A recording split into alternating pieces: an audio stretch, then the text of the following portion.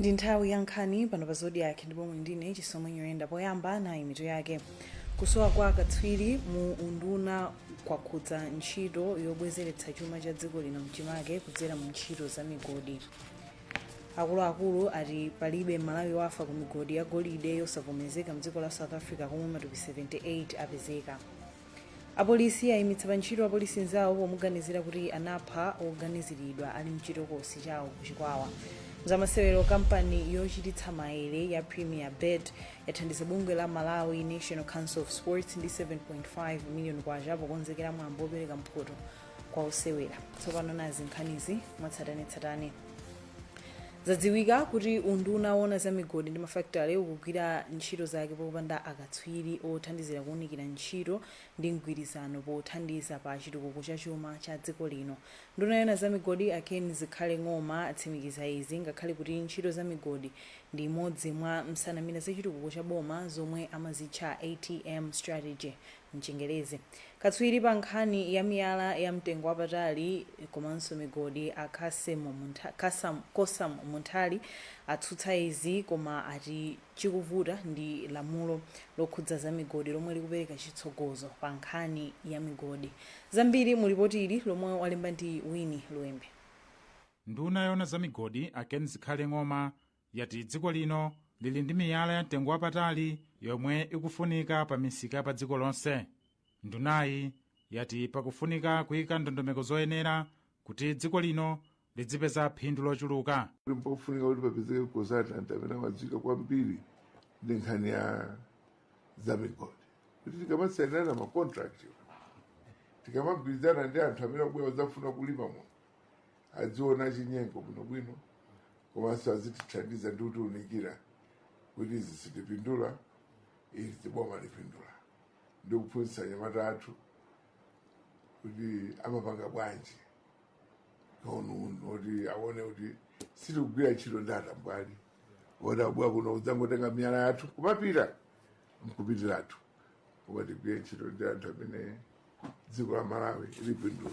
Poyankhulapo katswiri pa nkhani za chilengedwe Kosam Munthali wavomereza kuti ntchito za migodi zili ndi kuthekera kotukula chuma cha dziko lino, koma iwo akuganiza kuti ndikoyenera kumagwiritsa ntchito akatswiri omwe ali mdziko lino pa nkhani za migodi. Kungopita pa drawing board financial model yoti how we can benefit lathu ndithu odzitsata mdziko lathu loti akhoza kukhazikika. Chachikulu tichepese dyera tione kuti tufuna tipite ku value chain ya mining, tikhale ndi ma specific areas, tikhazikise plan. Ntchito za migodi ndi imodzi mwa nsanamira za boma pa nkhani yotukula chuma cha dziko lino, koma pakanali pano Amalawi sanayambe kupindula kwenikweni ndi ntchitozi.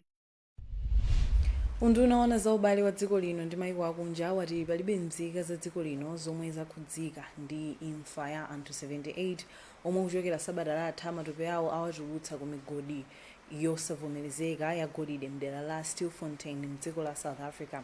Mneneri mu undunawo a Charles Nkhalamba komabe wauza Zodiac dzulo kuti dziko aliziwitsa ngati pangapezeke nkhani ya mtundu kuchokera mdzikolo. Pakadali pano omenyera ufulu a Robert Mkwezalamba wapempha nzika za dziko lino zomwe zinapita ku South Africa kukafuna ntchito kuti zionetsetse kuti zikutsatira njira zoyenera polewa nkhani zonga izi. Tili ndi ripoti la Blessings Kang'ombe. Mneneri mu unduna wa nkhani zakunja a Charles Nkhalamba wati ubale wawo ndi dziko la South Africa ndi wabwino, kamba dzikolo limafotokoza ngati nzika za dziko lino zakumana ndi mavuto onga awa. Ankhalamba ati kufika lero palibe nzika ya dziko lino yakhudzika ndi nkhani yomwe yachitika ku mgodi wa golide omwe uli mdera la Stilfontein m'dzikolo. Pempho limene limakhala tili kunena nthawi ndi nthawi kwa Malawi onse kuti aonetsetse kuti pamene ali nkudutsira kukhala komanso kugwira ntchito mdziko lina akhale ndi zitupa zoyenerera komanso makalata onse oyenerera, komanso aonetsetse kuti akutsatira bwino malamulo a dziko limene ali nkukhala pofuna kupewa zovuta zina zimene zimatha kudza. Womenyera ufulu a Robert Mkwezalamba wati zomwe zachitika mdziko la South Africa zikhale phunziro kwa nzika za dziko lino zomwe zimapita mdzikolo kukasaka mwayi wa ntchito. Ntchito zina zosaoneka bwino ngati zimenezi zomwe zili zoletsedwa ndi boma kuti amalowa m'migodi yoti idatsekedwa ndi boma sakuyenera kulowa m'menemo kumakhala kuyika moyo wawo pachiswe. so akuyenera kusamala pamene akugwira ntchito m'mayiko akunja kuonesa kuti pamene akugwira iwo mpovomerezeka komanso potsatira ndondomeko iwo wonse akuyenera kutsatira malamulo a dziko limenelo kuti kodi akhale bwanji monga anthu obwera. Pa ntchito yake yothana ndi mchitidwe wa ntchito za migodi zachinyengoyi, anthu ena 246 ochokera m'mayiko akumwera kwa africa anawamanga atakhala pansi pa mgodiwo kwa miyezi opanda chakudya ndi madzi, malinga ndi nyumba zofalitsa nkhani m'dziko la south africa. m'malo mwa Zodiac kunchinji, ndine Blessings Kang'ombe. khonsolo ya mzinda wa Lilongwe yati misewu 9 yomwe khonsolo iyi kumanga ikuyenda bwino ndipo yambiri itha posachedwa apa. ntchitozi zomwe akuzigwira ndi ndalama za thumba la Constituency Development Fund komanso matumba ena a ndalama oposa 16 billion kwacha akufuna kuthandiza pokonza misewu mu Lilongwe. mfumu ya mzindawo a Esther Sagawa atiuza kuti khonsoloyi ikufunabe imalize ntchitozi mu nthawi yabwino. Andrew Viano walemba ripoti ili. ndalama zokwana 600 million kwacha ndi zomwe zikufunika kuti apereke chipinda misonzi kwa anthu omwe akhudzidwe ndi kusamutsa mtaya kuchoka ku area 38 kupita unalikule. Meya wa mzinda wa Lilongwe a Esther Sagawa wati mtaya wa ku area 38 utha kupereka chiopsezo cha matenda. Asagawa ati khonsoloyi yachilimika poyika njira zoyenera zothandizira kupititsa patsogolo ukhondo. Tife ngati site tikukonzekera kapena takonzekera makamaka pomachotsa kuyesera kuchotsa zinyalala zambiri zimene zinangokhala malo amene tikhoza kwatcha kuti ngati ma hotspots amene angapange build matenda amene wawa akolera.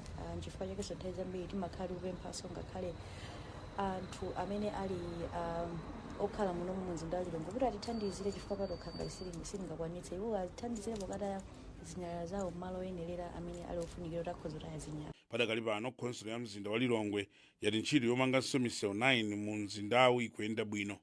ntchitoyi yomwe yatenga ndalama pafupifupi 16 billion kwacha akuti itha mnthawi yake. ina wa misewu yomwe ikukhudzidwa ndi ntchitoyi ndi monga wa Mtandire Airwing, Penyepenye, Mtaya kungotchulapo yochepa. apolisi ayimitsa pa ntchito wa polisi mzawo Obrem Susa pomuganizira kuti adapha munthu oganiziridwa mlandu ku Chikwawa. kalata yomwe wasayina ndi mkulu woona zolemba ntchito ku polisi Commissioner Violet Maguire yati awayimitsa kaye amsusa mpaka nkhani yawo idzathe. amsusa akuwaganizira kuti akukhudzidwa ndi imfa ya Tenford Mulepa omwe adafa atamenyedwa kwambiri ali m'manja mwa apolisi mchaka cha 2022. Luca Beston walemba ripoti ili. chaka chatha apolisi adamanga a Obrem Susa ndi wapolisi winanso a Patrick Khumake kutsatira kafukufuku wapadera yemwe bungwe loona za madandaulo okhudza apolisi la Independent Complaints Commission ICC lidachita. amsusa adaonekera m'bwalo la milandu la Tcholo Magistrate mu Septembala komwe adawapatsa belo asadatumize nkhani ku bwalo lalikulu la High Court. pakadali pano mneneri wa bungwe la ICC a Hape Njalamano ati nkhani idayamba kulowa m'bwalo ndipo ipitirire ku High Court mwezi wa mawa mu Februwale. Anjalamano ati oyimira boma pa mlandu akuyembekezeka kubweretsa mboni zingapo pa nkhani ikalowanso m'bwalo. Kafukufuku wa bungwe la ICC adachitika mkulu wa ofesi yoyimira boma pa milandu DPP atanena kuti achitenso kafukufuku wina kamba kuti oyambayo sadalo ozama. mukuonera nkhani pano pa Zodiac ndipo ndine Chisomo Nyirenda tili ndi zambiri posachedwapa.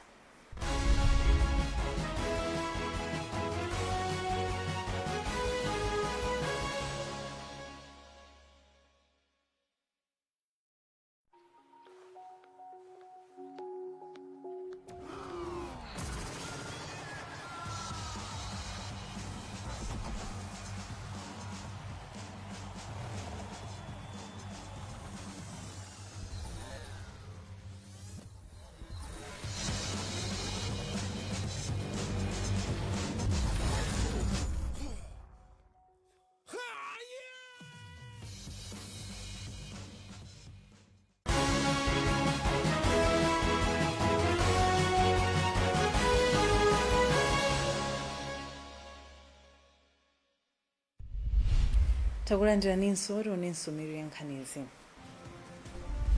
kusowa kwa akatswiri mu nduna kwakhudza ntchito yobwezeretsa chuma cha dziko lino mchimake kudzera mu ntchito za migodi. akuluakulu ati palibe Malawi wafa ku migodi ya golide yosavomerezeka mdziko la South Africa komwe matupi 78 apezeka. Apolisi ayimitsa pa ntchito apolisi mzawo pomuganizira kuti anapha oganiziridwa ali mu chitokosi chawo ku Chikwawa. Mzamasewero kampani yochititsa maere ndi mlosera ya Premier Bet yathandiza bungwe la Malawi National Council of Sports ndi 7.5 million kwacha pokonzekera mwambo wopereka mphoto kwa osewera. Tipitirire ndi nkhanizi. Nduna ya zantchito Vitumbiko Mumba yati kusula achinyamata kuti azikhala odzidalira pachuma kungathandize kuti chuma cha dziko lino chikwere. Polankhula pomwe anakayendera college ya Mzuzu Technical, Amumba ati pomwe dziko lino likuyenda molingana ndi masomphenya achitukuko a dziko lino, achinyamata omwe ndi odzidalira ali ndi kuthekera kwakukulu kothandiza kuti dziko lino likwanitse masomphenyawa. Ndipo mkulu wa Mzuzu Technical Julius Phiri anadandaula kuti koleji ikuvutika pa nkhani zachuma zomwe zikusokoneza ntchito zake. Nowa Nkubwi ali ndi ripoti ili.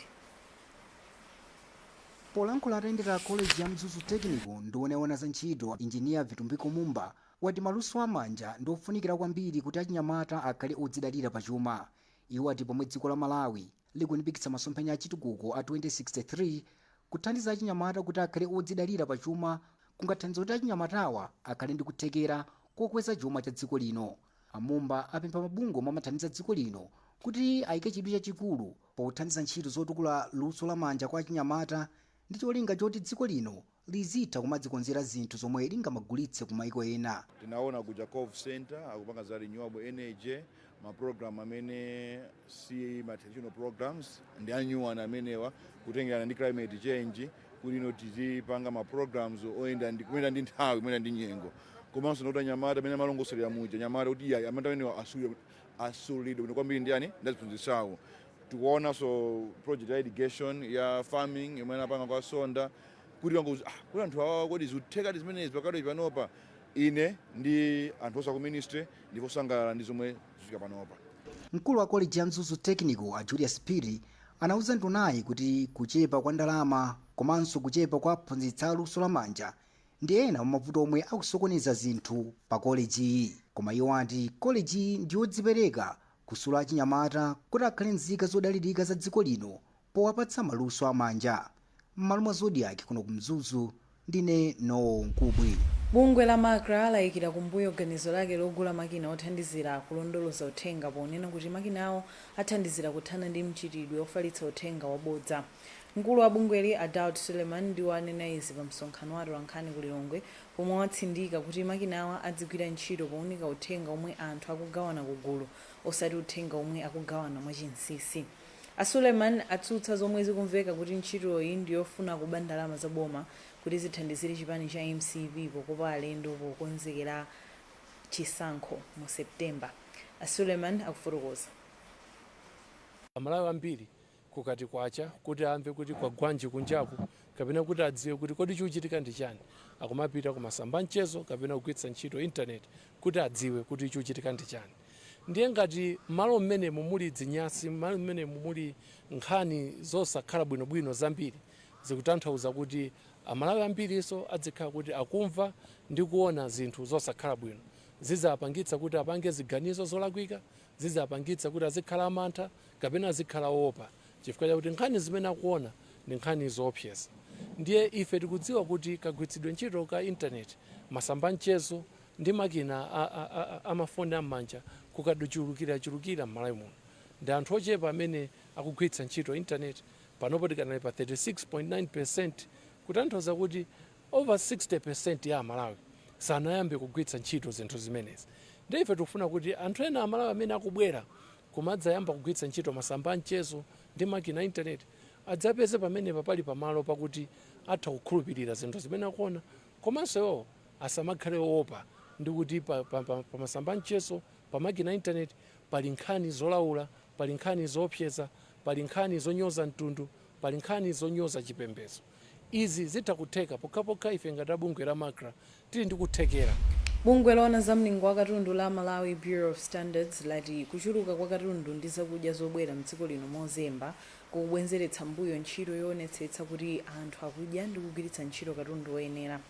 mneneri wa bungwe la Malawi Bureau of Standards wazamazama katatu watiuza kuti anthu ogula akugwiritsa ntchito zakudya ndi katundu opanda kudziwa tsiku limene katunduyo anapangidwa komanso malire ake kugwiritsa ntchito.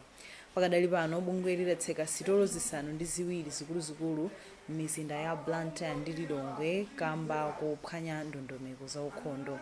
Sam Banda ali ndi ripoti ili.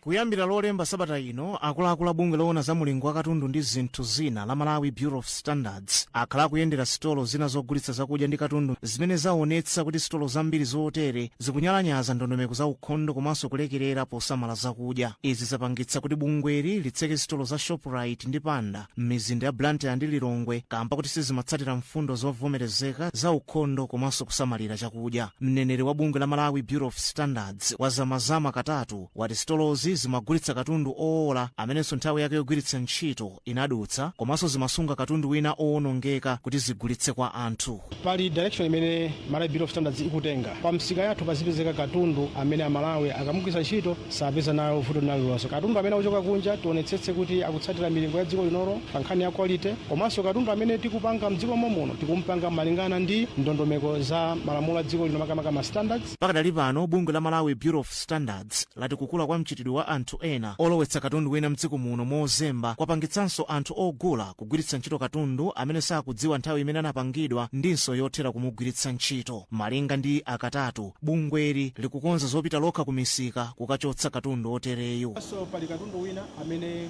amachoka kunja amene yuti mampaka so certify akamalowa mzipata za dziko lino. Koma ndinene kuna kuti munthu ndi munthu akumapeza kuti pali anthu ena akumalowetsa katundu ameneyo mdziko muno osatsata zipata zovomerezeka kudzera mndondomeko ija pa Chingerezi amati smuggling. So njira imodzi yokhayo imene Malawi Bureau of Standards imachotsera katundu ngati amene uja pa msika ndi kupanga zipikisheni ngati zimene zizi modzidzimutsa kuti tikagwire chimene chili pa ground. Sitolo zimene azitsekazi azipatsa nthawi kuti zikonze zonse zolakwika kuti nthumwi za Malawi Bureau of Standards zizayenderenso asanazitsegule. Tsopano tione nkhani za masewero.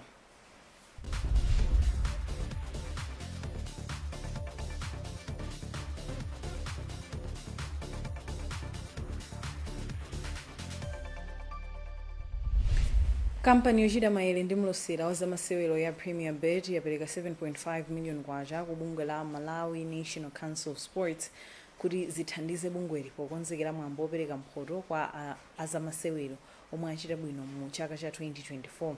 Polankhula lero pa mwambo opereka ndalamazi ku Blantyre, mmodzi mwa akuluakulu ku Premier Bet Hamza Mgayi wati achita izi ngati gawo lowathokoza omwe amachita nawo malonda komanso kupititsa patsogolo masewero.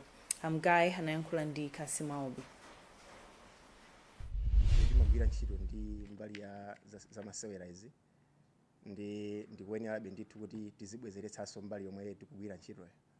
So chachikulu ndi chimene tinayang'ana. Ndi chidwi cha aliyense kuti akamakhala mdziko pali zimene amayang'ana ataziona zikuchita bwino. So ife ngati mbali ya sports iyi ndiokondwanso titaona kuti masewero akutukuka akupita chitsogolo.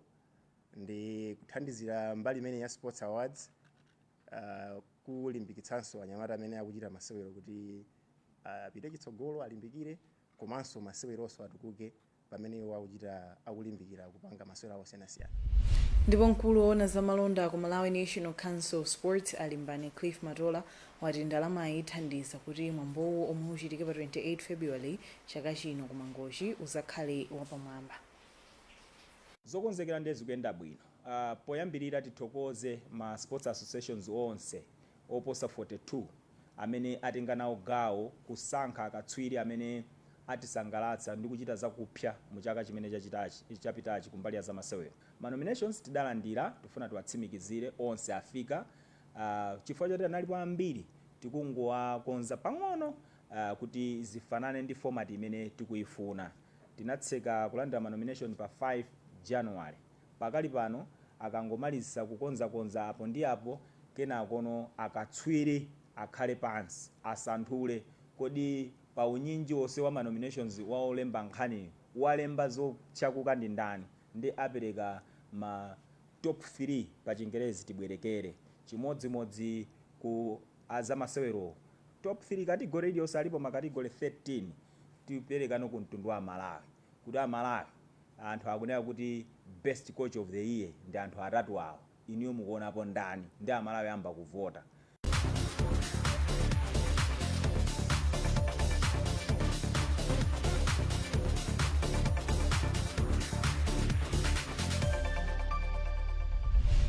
ndi nkhani imeneyonso tafika mapeto pa nkhani zathu masanano koma tisanasiyane tonenso ndi yake.